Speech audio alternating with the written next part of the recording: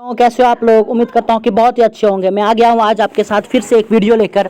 इस वीडियो में मैं आपको पीरियोडिक क्लासिफिकेशन ऑफ एलिमेंट से रिलेटेड सारा डाउट दूर कर दूंगा। इस वीडियो में मैं आपको वन शॉट रिवीजन कराऊंगा इस चैप्टर का। तो इस चैप्टर में जो भी टॉपिक है मैं उसका बस बेसिक इंपॉर्टेंट जो पॉइंट्स हैं उसे छांट कर आपको बताऊंगा, ताकि आपको एग्जाम में समझने में ज़्यादा देरी समय बर्बाद ना हो और सारा कॉन्सेप्ट आपके दिमाग के अंदर हो। तो बिना टाइम वेस्ट किए मैं शुरू करता हूं आज का वीडियो। मैं हूं सूरज कुमार और ये है आपका ब्यूटीफुल सा चैनल एसके एजुकेशन। ओके, तो देखिए, जैसे आप जानते होंगे टोटल 118 एलिमेंट अभी तक खोजे जा गए हैं, जिनमें से 94 एलिमेंट जो हैं ये नेचुरली अकरिंग है, यानी ये नेचर में पाए जाते हैं। ओके, और बाकी जो रेस्ट बच गया है उन्हें लेबोरेटरी में बनाया गया है। ओके, तो फिर सवाल उठती है कि इतना एलिमेंट है तो हम लोग इसे क्लासिफाई क्यों करते हैं। क्योंकि देखिए, क्लासिफाई करने से स्टडी करना बहुत आसान हो जाता है, बहुत अच्छे से स्टडी कर पाएंगे प्रॉपर्टीज़ के बेसिस पे, वरना सब खिचड़ी बन जाएगा, उतना अच्छा से स्टडी नहीं हो पाएगा। ओके, इसलिए हम लोग इसको क्लासिफाई करते हैं। तो क्लासिफिकेशन में काफ़ी साइंटिस्टों का योगदान रहा। सबसे पहला योगदान रहा डॉबर्नियर ट्राइड का, उसके बाद न्यूलैंड का, उसके बाद लूदर मेयर का, उसके बाद मैंडलीव का, उसके बाद मॉजले का, और काफ़ी साइंटिस्टों ने इस पर योगदान दिया। बेसिकली हमें लूदर मेयर के बारे में इस चैप्टर में नहीं पढ़ना, लेकिन फिर भी मैं थोड़ा बहुत आपको पढ़ा दूंगा। ओके, तो पहला है डॉबर्नियर ट्राइड्स। आपको मालूम होना चाहिए कि डॉबर्नियर एक जर्मन केमिस्ट थे। इन्होंने एलिमेंट को प्रॉपर्टीज के आधार पर अरेंज करना शुरू किया। इन्होंने पाया इन्होंने 3 एलिमेंट का एक ग्रुप बनाया और उस 3 एलिमेंट के ग्रुप का नाम ट्राइड रखा।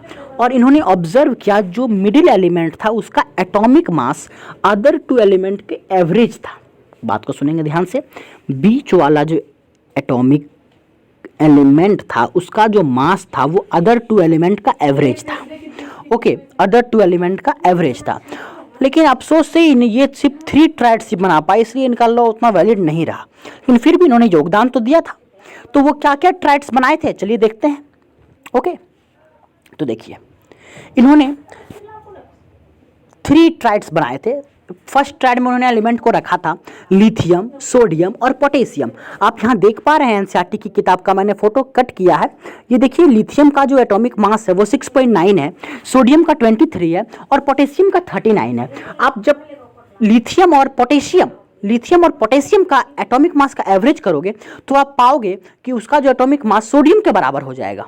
ओके, तो यही डॉबर्नियर का ट्राइड्स था। इन्होंने मात्र 3 ट्राइड बनाए थे। मैं बार बार बोल रहा हूँ, इन्होंने मात्र 3 ट्राइड बनाए थे और 3 ट्राइड बनाने के कारण ही इनका ये जो क्लासिफिकेशन इतना यूजफुल नहीं पाया गया, इसलिए इसे रिजेक्ट कर दिया गया। ओके, अब आते हैं न्यूलैंड साहब। न्यूलैंड बहुत ही संगीत प्रेमी आदमी थे। ये हर चीज को संगीत से रिलेटेड करते थे।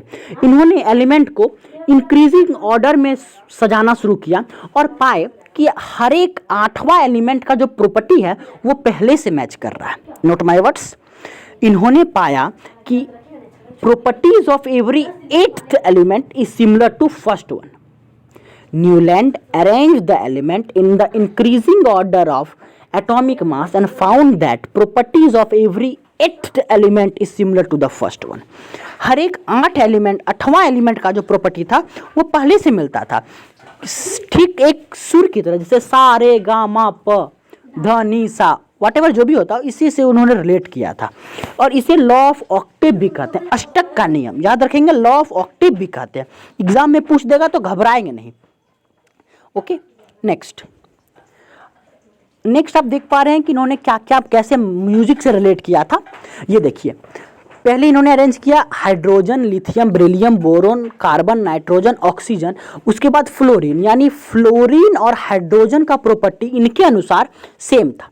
फ्लोरीन और हाइड्रोजन का प्रॉपर्टी इनके अनुसार सेम था, लेकिन अफसोस से इनका भी उतना लॉ वैलिड नहीं रहा, क्योंकि कैल्शियम के बाद इनका लॉ नहीं वैलिड रहा। कैल्शियम के बाद हर एक 8वां एलिमेंट का प्रॉपर्टी नहीं मैच करने लगा। एग्जाम में पूछता है कि कौन से एलिमेंट के बाद न्यूलैंड का लॉ बेकार पड़ गया, तो कैल्शियम। याद रखेंगे, कैल्शियम यहाँ दिया भी है। It was found that law of octave was applicable up to calcium. जैसा कि मैंने आपको बताया, after calcium every 8th element did not possess property similar to the first. Okay, और न्यूलैंड के समय में 56 एलिमेंट ऑब्जर्व किए जा चुके थे। ओके, और न्यूलैंड का कुछ और भी लिमिटेशंस थे जो कि पूछते हैं व्हाट आर द लिमिटेशंस। तो आप ये तीनों पॉइंट को लिख देंगे। मैंने पहला 2 पॉइंट बता दिया और तीसरा पॉइंट में कह रहा है कि ये 2 एलिमेंट को एक साथ रख दिए थे, ठीक है।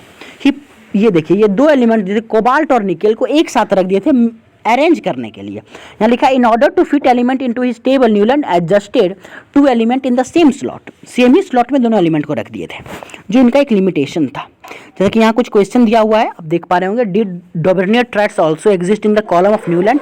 आप खुद से देख के बताइएगा, एक तो साफ साफ यहाँ दिख रहा है लिथियम सोडियम पोटेशियम, और भी आप होगा तो आप देख के बताइएगा। ओके, अब सर्च कीजिएगा लिमिटेशन ऑफ डॉबर्नियर, मैंने आपको बता दिया कि ये सिर्फ 3 ही थ्रेड बना पाए थे। Okay, very sorry. उसके बाद लिमिटेशन ऑफ न्यूलैंड, ये तो साफ साफ यहाँ दिख रहा है 3, अब देख लीजिएगा। ओके, नेक्स्ट है मेंडलीव पीरियोडिक टेबल। जब न्यूलैंड का भी ये जो नियम था क्लासिफिकेशन ऑफ एलिमेंट का, जो प्रॉपर्टीज ये नियम सब बनाए थे, ये फेल हो गया, तो सारे साइंटिस्ट लग गए कि आप कैसे क्लासिफाई करें। उनको एक मुद्दा मिल गया था, एक कहते ना कड़ी मिल गई थी कि एलिमेंट को प्रॉपर्टीज और एटॉमिक मास के बीच में अरेंज करने की। तो उन्होंने बस बहुत सारे साइंटिस्ट में काम किया और सफलता मिली मेंडलीव को। ये एक रशियन साइंटिस्ट है, इन्होंने एलिमेंट को अरेंज करना शुरू किया एटॉमिक मासेस के आधार पे, और उनको जहाँ भी लगा कि यहाँ पे कुछ और होना चाहिए वो प्लेस उन्होंने छोड़ दिया। He arrange the element in the increasing order of atomic mass considering the fact that similar element occupy on the similar group. Note my words, Mendeleev arranged the element in the increasing order of atomic mass considering the fact that similar element occupy on the same group. Okay, इन्होंने ये कोशिश किया कि सभी similar element को एक ही group में पड़े, और जहाँ जहाँ खाली इनको पाया गया, जहाँ उनको लगा कि ये एलिमेंट यहाँ फिट नहीं बैठ रहा, उन्होंने उस जगह को खाली रख दिया।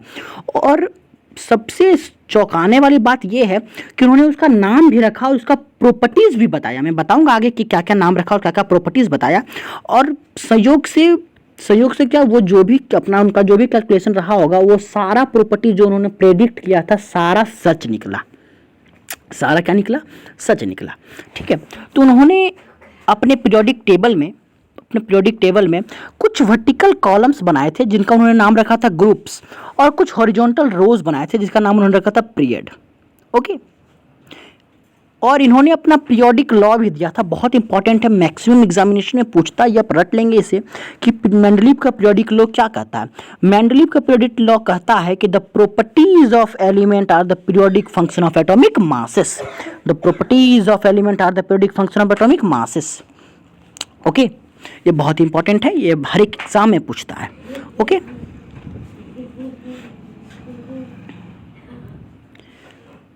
अब आप देख पा रहे होंगे कि मेंडलीव का जो अचीवमेंट था वो क्या क्या अचीवमेंट था, उन्होंने क्या क्या अचीव किया था। तो सबसे पहले आप देखिए, एनसीईआरटी में थोड़ा उल्टा से लिख दिया है, पता नहीं ऐसा क्यों किया है, लेकिन मैं आपको पढ़ा देता हूँ। देखिए, सबसे पहले इनका अचीवमेंट रहा है कि इन्होंने कुछ कुछ एलिमेंट का नाम को अपने से प्रिडिक्ट कर दिया, जैसे Ekka boron, Ekka aluminium, Ekka silicon, ये 3 एलिमेंट का नाम इन्होंने अपने से रख दिया। और आगे जाके इन सब का नाम क्या पड़ा, देखिए, एक्का बोरोन का पड़ा, एक सेकंड, एक्का बोरोन का पड़ा स्कैंडियम, एक्का एल्युमिनियम का पड़ा गैलियम, और एक्का सिलिकॉन का पड़ा जर्मेनियम। इसे रट लेंगे, बहुत ही ज़्यादा जरूरी है ये। ओके, एक्का बोरोन का पड़ा स्कैंडियम, एक्का एल्युमिनियम का गैलियम, और एक्का सिलिकॉन का जर्मेनियम। और एक्का वर्ड जो है ये संस्कृत का वर्ड है, एक्का मतलब होता है 1। ओके, ये संस्कृत का वर्ड है। अब बात आती है इनके लिमिटेशंस की, इनकी क्या क्या लिमिटेशंस है। तो देखिए, जो भी कोई काम करेगा कुछ तो लिमिटेशंस आएगा ही। इनका सबसे बड़ा लिमिटेशन था कि हाइड्रोजन जो है, हाइड्रोजन का पोजीशन ये स्पेसिफाई नहीं कर पा रहे थे, हाइड्रोजन का पोजीशन ये स्पेसिफाई नहीं कर पा रहे थे, क्योंकि हाइड्रोजन अल्कली मेटल से भी कंबाइन कर रहा था, और अल्कली मेटल से भी कंबाइन कर रहा था, और साथ ही साथ वो हेलोजन जैसा भी प्रॉपर्टी बिहेव कर रहा था। वो उसके साथ दोनों कंडीशन थी, वो अल्कली मेटल जैसा भी बिहेव कर रहा था और हेलोजन जैसा भी बिहेव कर रहा था। तो प्रॉब्लम ये थी कि उसे रखे कहाँ, ये उनका सबसे बड़ा लिमिटेशन था। और कुछ कुछ जगह ये पाया गया कि जो एटॉमिक मास वो इंक्रीजिंग ऑर्डर में रखे थे, कुछ कुछ जगह ये पाया गया कि इंक्रीजिंग ऑर्डर में जो ऑर्डर था ये फॉलो नहीं हो पाया। जिसका एटॉमिक मास ज़्यादा है वो पहले आ गया, और जिसका कम है वो बाद में आ गया। ये देखा गया किस में, कोबाल्ट के केस में। एक सेकंड देखेंगे आप, ये कोबाल्ट के केस में और निकेल के केस में। कोबाल्ट का एटॉमिक मास है 58.9 और निकेल का है 58.7, लेकिन फिर भी कोबाल्ट पहले आ गया निकेल से। ये इनका एक लिमिटेशंस था। ओके, जैसा कि मैंने आपको बताया ये वन शॉट है, इसलिए मैं सारे टॉपिक तो एक एक लाइन नहीं पढ़ा पाऊंगा, इसमें इंपॉर्टेंट टॉपिक में जैसा कि आपको पढ़ा दे रहा हूँ। ओके ओके, नेक्स्ट है आपका लिमिटेशन ऑफ मेंडलीव। जैसा कि मैंने आपको बता ही दिया अभी सारे के सारे लिमिटेशन, पता नहीं ये फिर से क्यों आ गया, सारे के सारे लिमिटेशन में आपको बता ही दिया कि ये हाइड्रोजन वाला सबसे मेन लिमिटेशन था इनका।